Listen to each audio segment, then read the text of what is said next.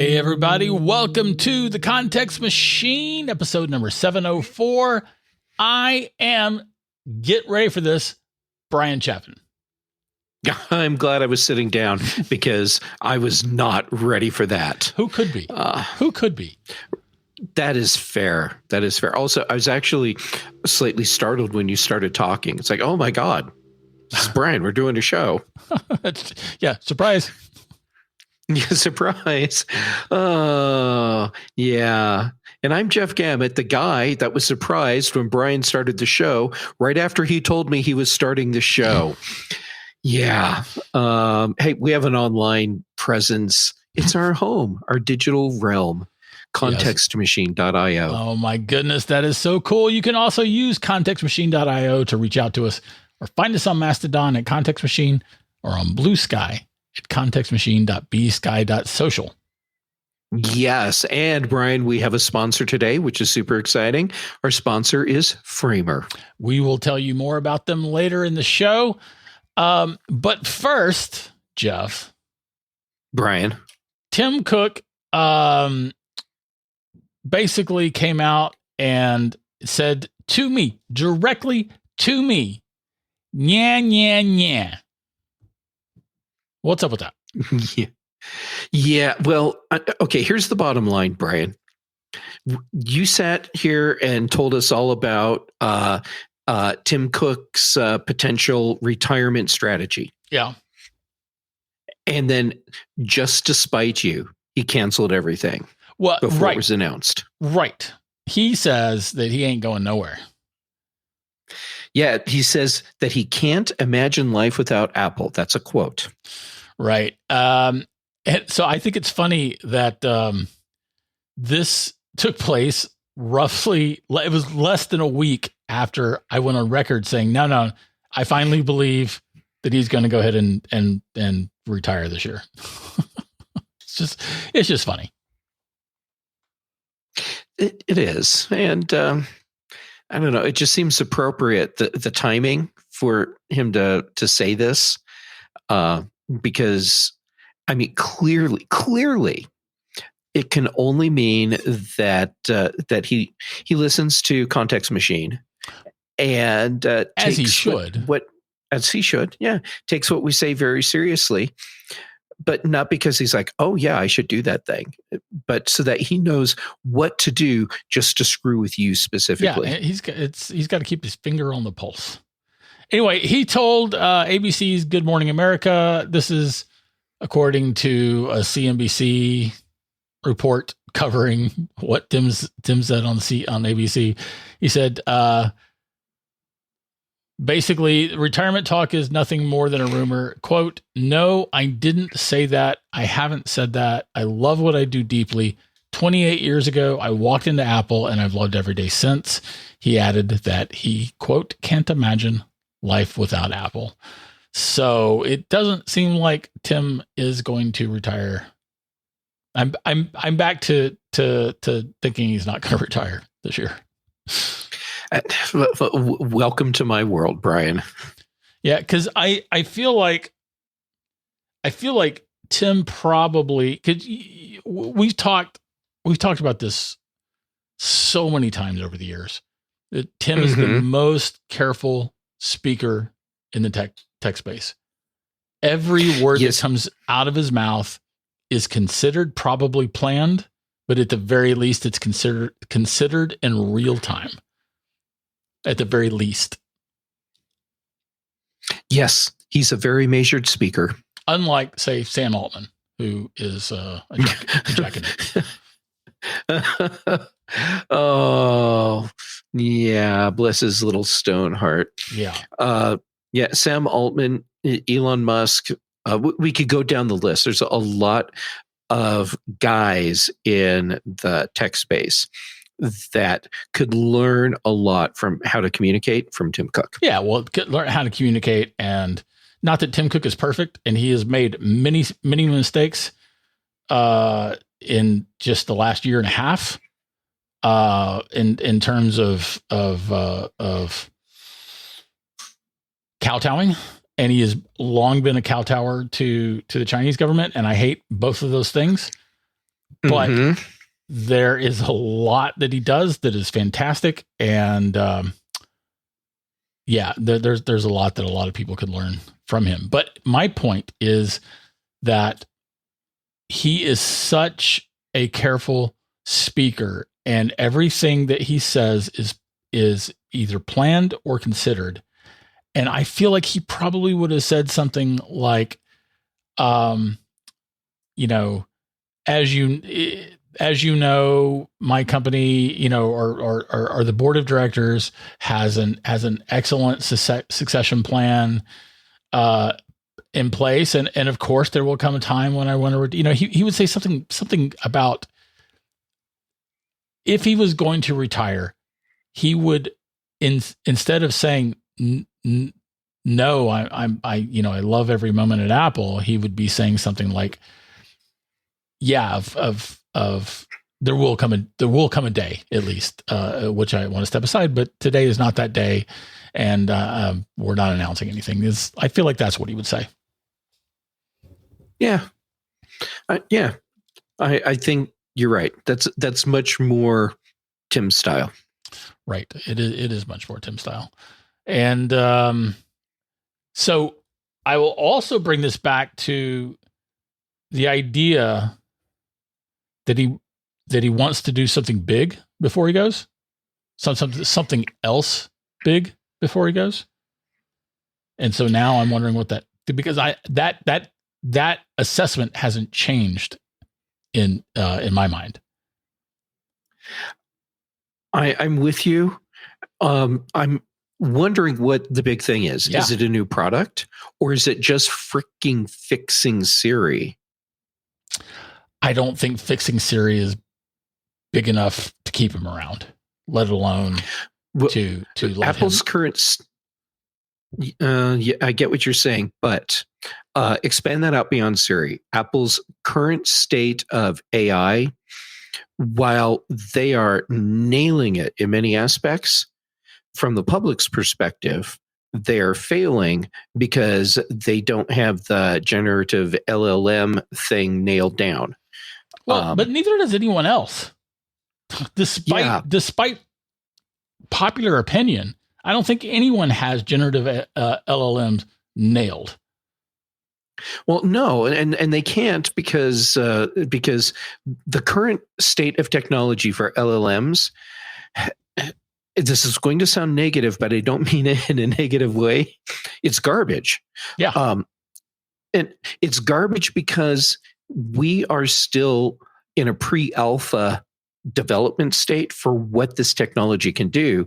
And what we have today in the generative space is it's bad, and it's going to get torn down and rebuilt into something else that's much better at some point. Yeah, that's fair. But I don't think that Siri or Gemini or any kind of improvement to Siri or any kind of integration with another LLM to make Siri better. I don't think that's the thing that's keeping him around, or that would. I don't think that's the thing that when it's done, he would be able to say, okay, I'm done here. Yep, I get what you're saying. I think it's something like at the same Apple time, Car, which is not happening anymore for sure, but Apple Car or something at that level in terms of a new product is what it would take for him to be able to let go. Yeah, I see what you're saying. I do think the whole AI thing is something that he wants to manage in a way so that we don't have the optics of, oh, well, Tim's leaving and their state of AI really sucks. Therefore, that's why Tim's leaving. Better way for me to say this: no matter when Tim leaves, he's going to make sure that the state of AI doesn't appear as if that's part of his motivation. That is, I agreed. I very much agree. Took me a little bit of work to get to that point. So let's move on to the Lil Finder Guy. Oh my God, yes. Oh, okay, Bryan, first off, you have no idea how delighted I am that I got to introduce you to Lil Finder Guy. Yes. Thank you. Thank you very much. Yeah. So all right. Tell us about this guy. Okay. So for those of you that don't know who Lil Finder Guy is, I am so delighted that I get to introduce you to this as well. So Apple's been doing some really clever ads on TikTok. And in one of the MacBook Neo ads, there's this little Finder face character that looks like a little cushy squeeze toy sort of thing, but it's this animated character that's sitting at tiny little table next to a Neo, and has its tiny little MacBook Neo in front of it that its arms aren't even long enough to reach, and it has no hands, so it can't type, and has like a little cup of matcha with it too. And that just started this whole thing with this painfully adorable little character. Yeah, definitely painfully adorable.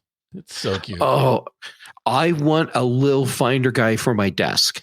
People, this is now all of your life goals. Find me a Lil Finder Guy for my desk, please. But people are doing things like doing 3D renders of Lil Finder Guy, making desktop patterns.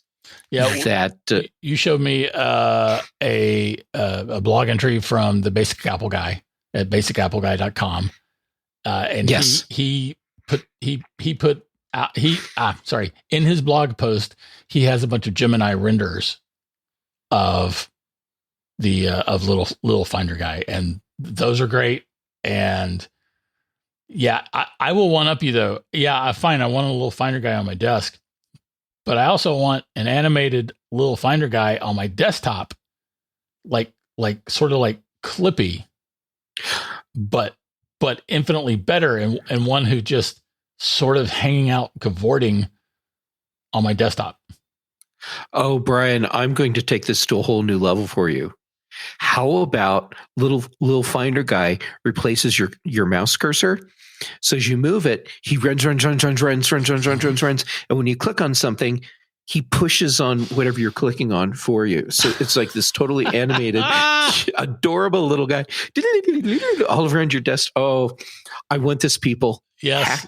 Hack this for me so that I can turn my mouse into a Lil Finder Guy. With the Gentic programming, it should be super easy. Someone, make that happen, please. Yes. Fine, I can do it myself, but do it for me. But you don't want to take the joy from other people. Right. Pure magnanimity, pure electromagnetism. Something like that, yeah. So anyway, Lil Finder Guy is super cute. I hope that Apple does more with this, and I hope that Apple actually releases a little sort of not a plushie. Plushies are furry, right? Plushies are furry. Yeah, you want squishy. Squishy. Yeah. I very much actually Apple.com. I wonder if they've done that already. I'm sure they haven't. We didn't look, did we?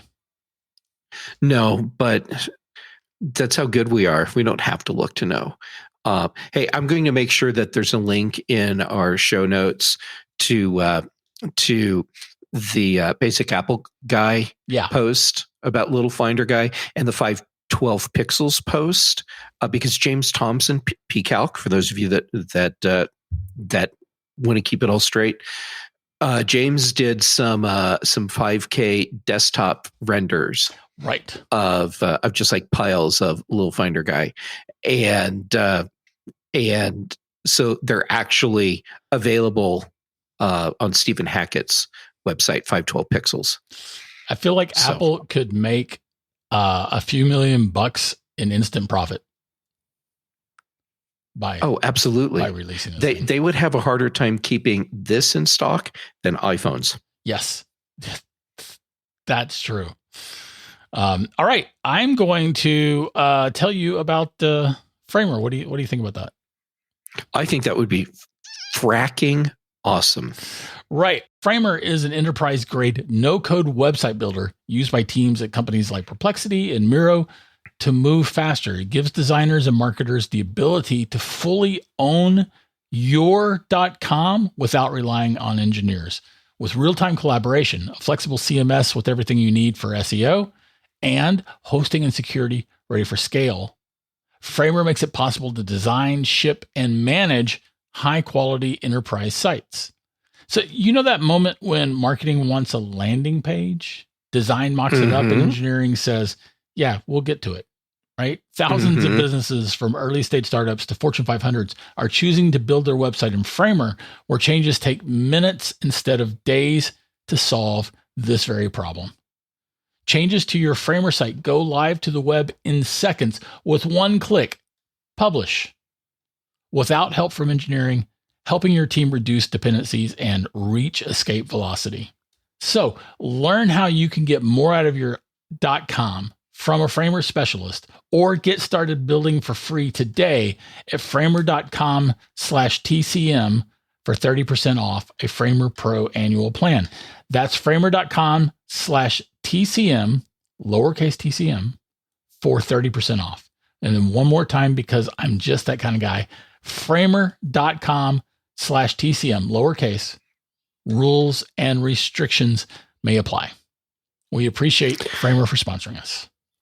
We do. And Bryan, I'm glad you said that a third time so that I could finish all my notes about framer.com. You're welcome. Yeah. Right. So Apple announced, Apple's been doing a lot of product announcements. They've announced AirPods Max Pro, AirPods Max, AirPods Pro, Max, AirPods Max 2. AirPods Max 2, right. Yeah, so something like that.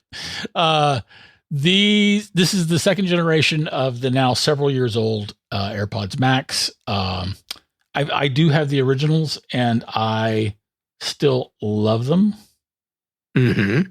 I am very interested in the new ones, but I'm probably not going to get them because my AirPods Max, my original ones, are still quite good, and I'm not made of money anymore. Yeah. Oh, wait, you're not my sugar daddy anymore? Nope, I'm not. And the irony is that I think that you've gone from not being interested in these things to being interested in them. Well, okay, it's not that I haven't been interested, although I can see why you'd think that I haven't been interested in AirPods Max, because everyone, I hope you're sitting down.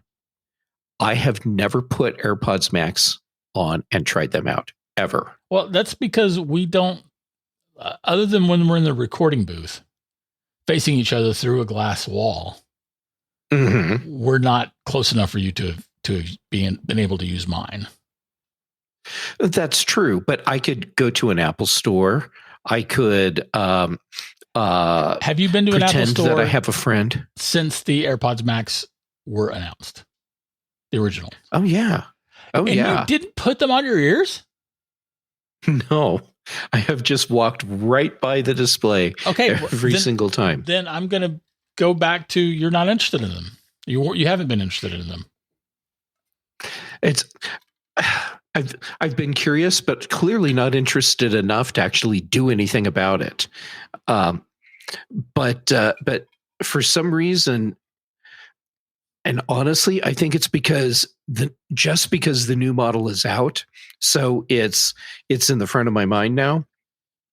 I'm interested in going and hearing how AirPods Max 2 sound. The H2 chip, that's interesting to me, although I'm more interested in that as part of AirPods Pro because to me, that's where it would be much more useful for me. Yeah, agreed. Nonetheless, the AirPods Max 2, I'm interested in hearing how they sound. Mostly, though, I want to plug these into one of my DACs and see how these compare as like a quality audio headset to other things that I have. Like AirPods Pro or headphones or speakers? What do you want to compare to? Wired headphones and wired speakers. As soon as it goes wireless, then it doesn't matter anymore because you can't use a DAC. Right. And once you're wireless, and you're getting other compression in it, and but yeah, I want to start plugging in wires, plugging in DACs, and listening to these, and seeing how they perform for me. So yeah, I'm finally interested enough that I may actually do something crazy, like go listen to them. Interesting. Well, okay, I feel like you should take a second out to tell us why the H2 chip, why you're so interested in it. The H2 chip, for me, most interesting feature is the voice isolation. And so that it's easier to hear when you're on a call with someone in a space where there's a lot of noise. So it's easier for whoever I'm talking to hear me, and for me to hear them on a call. You could just turn down your coffee time soundtrack. Don't be bringing me down, man. Just know. So, but I mean, the adaptive audio, I mean, that's kind of cool. So it figures out how to adjust the volume level based on my listening habits. I mean, that's kind of cool. But so if I'm listening to classical and I want that a little quieter than if I'm listening to David Byrne, then it can figure that out. That's kind of cool. And when you're wireless, you have lower audio latency as well. Right. So, okay, I mean, there's a bunch of other things it does, but those are the things that interest me most. Well, I have always, so for what it's worth, this is definitely for what it's worth comment. I've always, the thing that I've liked about my AirPods Max has been the over-the-ear experience and the sheer comfort of having those pads over my ears. Yeah, because that is a much preferred listening experience to me, in particular if I'm writing out in public, but also if I'm listening to music or something, or even around the house. I like having that comfort of the over the ear experience. I totally get it, and I'm a big fan of the over the ear experience, like the full encompass my ears, totally covered, not just on the ears. Right. Yeah. And Apple's sound quality is excellent. I haven't tried to put my AirPods Max through any kind of scientific tests where I am actually measuring in some way the sound output, but the sound output is at the very least relatively excellent, in my opinion. Well, and as well it should be. I mean, first off, you're paying over $500 for these. Yeah. So there's an expectation for audio quality, but Apple has or does have a history of wanting to offer higher quality audio. Right. And they claim that there's reduced wireless audio latency for gaming in particular. I haven't tested that either in the originals, for what that's worth. Huh. Interesting.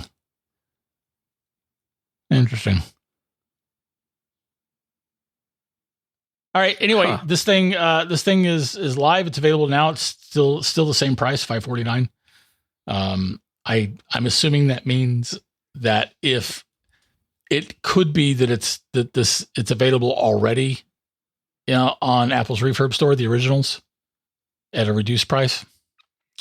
But if they come and go. Yeah, and if not, there will probably be more of them coming, because I'm sure that Apple is going to be wanting to be reducing any remaining inventory that they have of those things. And there should probably be some specials on them on Amazon and other retailers for the originals. And I don't see anything in the AirPods Max 2 that should make most people who own the AirPods Max feel the need to upgrade. But if you've been sitting on the side, maybe you should consider it. Yeah. Hey, I have a question about your AirPods Max. Yeah. Have you ever used them with a wired connection? No, I don't even, can you even do that? Yeah. So you have the originals. Yeah. Which had a lightning. I have the first generation of the originals. Okay. So yours uses lightning connector as opposed to USB-C. You can plug in with that, or I think you could use audio cable as well. I can't remember for sure. There's no audio. There's no 1/8 inch port on these. Okay, so then you use the lightning cable. You plug into an audio source with that, and then you should be able to get 24-bit 48 kilohertz. Okay. Lossless audio connection. So, if I've used that, I haven't noted. I don't think I've ever actually done that. So, but continue with your question. Well, that was my question. Have you done that? Nope. And the follow-up would have been, if you have, did you notice an audio quality difference? Of course, it would also matter how the audio files have been rendered. So, yeah, are you even listening to 24-bit 48 kilohertz lossless audio? I listen to lossless audio whenever possible, for what that's worth.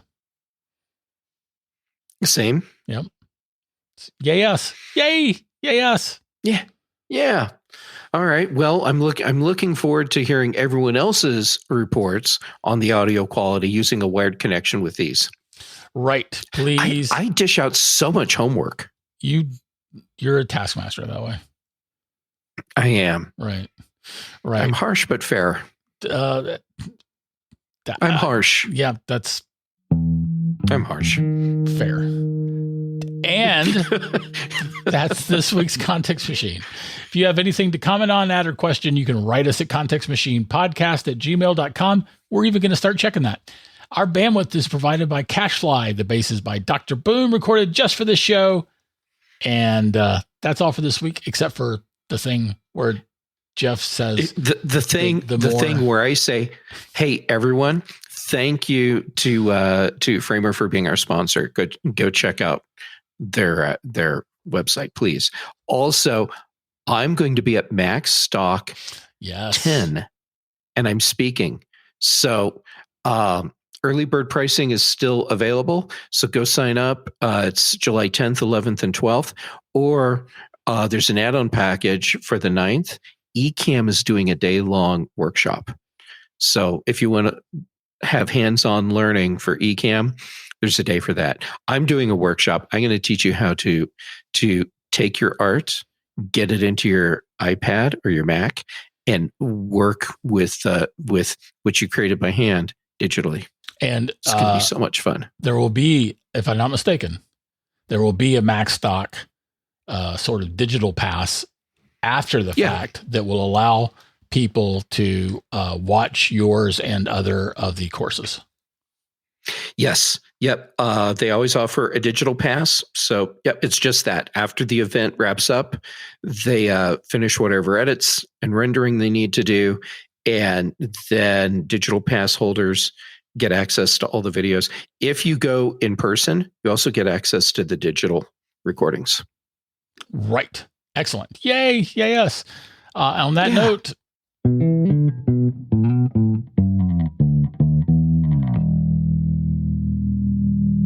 done and dusted. Awesome.